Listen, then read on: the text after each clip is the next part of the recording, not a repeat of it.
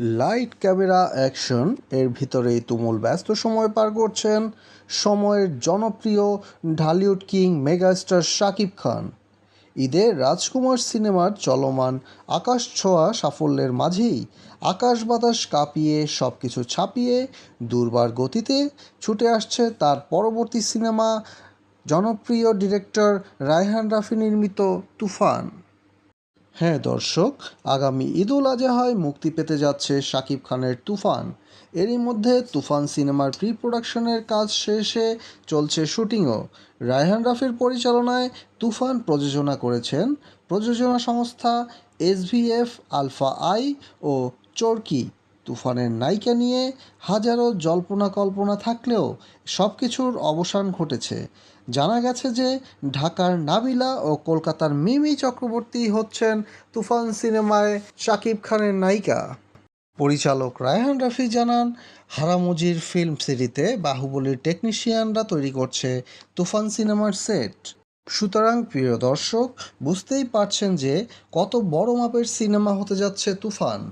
রায়হান রাফি এবং শাকিব খান দুজনের ক্যারিয়ারেরই সফলতার সব রেকর্ড ভাঙবে তুফান সিনেমাটি, এমনটাই মতামত ব্যক্ত করেছেন পরিচালক রায়হান রাফি।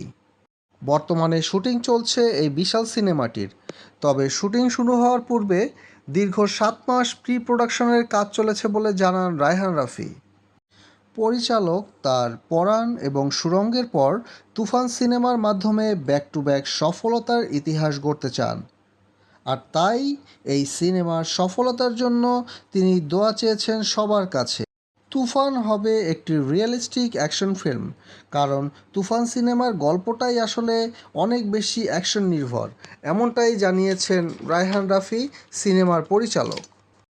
পাশাপাশি রায়হান রাফি আরও জানান যে শাকিব খানের সাথে এটা তার প্রথম কাজ হলেও তিনি এবং তার পুরো তুফান সিনেমার টিম শাকিব খানের কাজের প্রতি গুরুত্ব দেখে মুগ্ধ। তিনি বলেন, আসলে সুপারস্টাররা মনে হয় এমনই হয়, তারা তাদের কাজের প্রতি টু মাচ লেভেলের অনেস্ট হয়।